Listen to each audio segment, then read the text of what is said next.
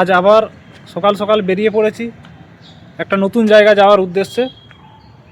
আজ যাব national museum, আমাদের উদ্যোগ ভবনের ওদিকে পড়বে। তো এখানে পিছনে দেখতে পাচ্ছ বাংলা ভবন, এখানে আমরা আছি। উদ্যোগ ভবন থেকে বাসে নামবো, ওখান থেকে কাছেই পড়বে আমাদের ন্যাশনাল মিউজিয়াম। তো যাওয়া যাক।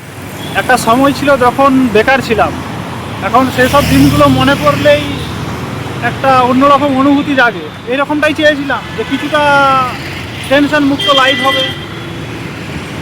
দেখো, টেনশন মুক্ত বলতে লাইফ কখনো পুরোপুরি 100% টেনশন কোনো দিনও যাবে না। টেনশন নিয়েই সেগুলোর সাথে অ্যাডজাস্ট করে লাইফে বেঁচে থাকতে হবে, তবে লাইফটাকে উপভোগ করা যাবে। টোটালি কখনো ফ্রি হবে, একদম ফ্রি হয়ে যাব, একদম মজায় গোটা লাইফটা, এটা হবে না। কিন্তু একটা বেকারত্ব জীবনে যেই সমস্যাগুলো থাকে, সেই সমস্যাগুলো থেকে অনেকটাই মুক্তি পাওয়া যায়। সেই চাপগুলো অনেকটা কমে গেলে লাইফটাকে অনেক হালকা মনে হয়, লাইফের স্বাদটা অন্যরকম হয়ে যায়। এখন সেই স্বাদটাই এখন এসে ফিল করছি। এই স্বপ্নটাই দেখেছিলাম একদিন, যে স্ট্রাগল করে, লড়াই করে এমন কিছু একটা অ্যাচিভ করবো যেন লাইফের এই কঠিনত্ব, এই সময়টা থেকে যেন কাটিয়ে উঠতে পারি। আর সেইটা এখন সম্ভব হয়েছে, কাটিয়ে উঠেছি। চলে এসেছি বাস স্ট্যান্ড, এরপর এখান থেকে বাস ধরবো, ওখানে গিয়ে আবার দেখা হচ্ছে। প্রিপারেশন ফেজে আমাদেরকে অনেক ডিমোটিভেটেড কথাবার্তার সাথে ডিল করতে হয়। তার মধ্যে একটা কথা আমাকে বহুবার শুনতে হয়েছে, যেটা হচ্ছে টাকাই সব কিছু নয়। তোমাদেরকে হয়তো শুনতে হয় টাকাই সব কিছু নয়, এটা বলার একমাত্র উদ্দেশ্য তাদের তুমি যে অ্যাগ্রেসিভভাবে লড়াই করছো সেইটার ইচ্ছা শক্তিটা ভেতর থেকে মেরে ফেলা, তাদের একমাত্র উদ্দেশ্য থাকে। এই ধরনের মানুষগুলোকে আইডেন্টিফাই করে এদের সাথে তর্কে জড়াবে না, স্ট্রাগল পিরিয়ডে কারোর সাথে তর্কে জড়াবে না। মেন্টালি ডিসব্যালেন্স তৈরি হবে, ফোকাস নষ্ট হবে। এদের থেকে সবসময় দূরত্ব বাড়িয়ে নাও। একটা জিনিস মাথায় রাখবে, এরা এটা বলে ফ্রাস্ট্রেশন থেকে। ভাই, টাকা না থাকলে এই এনজয়গুলো আমার লাইফে আসতো না। একটা গণ্ডির মধ্যে আমার লাইফটা আটকে পড়েছিল।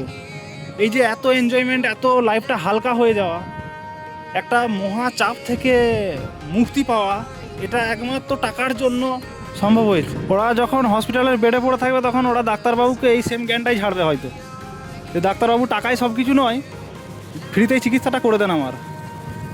দুনিয়াটা এতটা সহজ নয়। ন্যাশনাল মিউজিয়ামের ভেতরে ভিডিও করার রেস্ট্রিকশান রয়েছে, সেই কারণেই স্টিল ছবি আকারে যতটা দেখানো যায় চেষ্টা করব।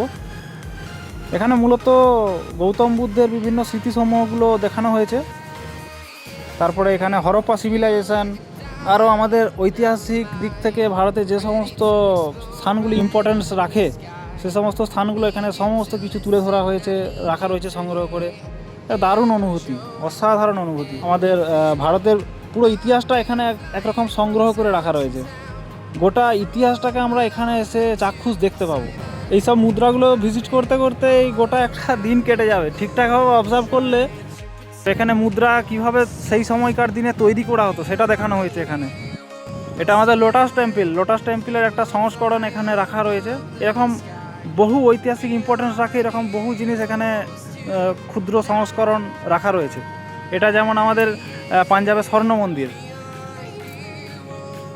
স্বর্ণ মন্দিরের একটা ঝলক এখানে দেখানো হয়েছে।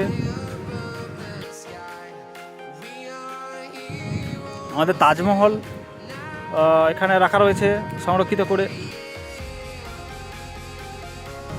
এটা আমাদের হাওয়া মহল রাজস্থানে। এইসব জিনিসগুলো একদিন ইতিহাসের পাতায় পড়েছিলাম, সেগুলো এক ঝলক এখানে এসে চাক্ষুষ দেখছি।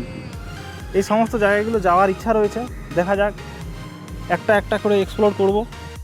সাঁচি স্তূপ এখানে রাখা রয়েছে, যেটি বৌদ্ধ ধর্মের একটি স্থাপত্য বলা যায়। এটা মধ্যপ্রদেশে অবস্থিত, রায়সেন জেলা। একদিন ইতিহাস সাবজেক্টটাকেই ভালো লাগতো না পড়তে, তারপরে কম্পিটিটিভ প্রিপারেশন করতে এসে সেই সাবজেক্টটাকে জোর করে ভালো লাগাতে হলো। ভালো লাগিয়ে নতুন নতুন জিনিস জানতে পারলাম, সেগুলো জানতামই না, 9-10-এ পড়িনি ঠিক করে। পরে কম্পিটিটিভ প্রিপারেশন করতে এসে সেই 9-10-এর ইতিহাসকে গুলে খেতে হয়েছে, নতুন নতুন অনেক জিনিস জানতে পেরেছি। সেগুলো এরপর বিভিন্ন জায়গায় যখন ঘুরতে যাই, তখন সেই সব জিনিসগুলো দেখে এত ইন্টারেস্ট জাগে যে ইতিহাসটা সত্যি মনে হয় যে ইতিহাস সম্বন্ধে নলেজটা রেখে নইলে বিভিন্ন জায়গায় ঘোরার মজাটা থাকবে না, জানবোই না তো কোন কোন জায়গাগুলো ঐতিহাসিক ইম্পর্টেন্স রাখে, সেই জায়গাগুলোর ইম্পর্টেন্স না জানলে ঘোরার মজাটা থাকবে না। এখানে এত সুন্দর সব মিউজিক্যাল ইনস্ট্রুমেন্টগুলো সংগ্রহ করে রাখা রয়েছে, বহু আগের সময় থেকে, যখন থেকে আমাদের মিউজিকের উৎপত্তি হয়েছে সেই সময় থেকে বিভিন্ন মিউজিক্যাল ইনস্ট্রুমেন্ট ওখানে সংগ্রহ করে রাখা রয়েছে। আমিও একরকম মিউজিকের সাথে যুক্ত রয়েছি, তাই আমি এগুলোতে বেশি একটু ইন্টারেস্ট ফিল করি। আমি গিটারের সাথে যুক্ত রয়েছি, আর এখানে বিভিন্ন বীণা, বিভিন্ন বাদ্যযন্ত্র, সেতার থেকে শুরু করে ভায়োলিন, সমস্ত কিছু এখানে সংগ্রহ করে রাখা রয়েছে। বাঁশি, তবলা, ঢোলক, মাদল, সব কিছু অসাধারণ লাগছিল। এই মিউজিক্যাল রুমটাতে ঢুকে এত কিছু ভ্যারাইটির ইনস্ট্রুমেন্ট, সত্যি অনেকক্ষণ টাইম নিয়েছি এই রুমটাকে অবজার্ভ করতে, ভালো করে অনেকক্ষণ টাইম নিয়ে অবজার্ভ করেছি। অসাধারণ অসাধারণ ভাই। যারা একদিন খিল্লি ওড়াতো, যারা একদিন আমাদের পরিশ্রমগুলোকে ছোট করে দেখাতো, একটা কথা বলবো, তাদের থেকে অন্তত বেটার লাইফ লিড করছি, তাদের থেকে অন্তত ভালো আছি। আজকে যদি কারোর খারাপ দিন থাকে, তার মানে এটা নয় কালকেও তাকে খারাপ দিন কাটাতে হবে। আমার ভিডিওটা কিছুটা মোটিভেশনাল টাইপের হয়ে যায়। অ্যাকচুয়ালি আমি যেটা চাই সেটা হলো আমার দর্শকরা যারা আমার ভিডিও দেখে তারা সবসময় যেন লাইফে একটা প্রোগ্রেসিভ মোডে থাকে, একটা যেন সবসময় একটা কোনো কিছু অ্যাচিভ করার লক্ষ্য নিয়ে এগিয়ে যায়। এনজয়টা যেন আমি একা শুধু নয়, যেন পুরো আমরা টিম একটা করতে পারি।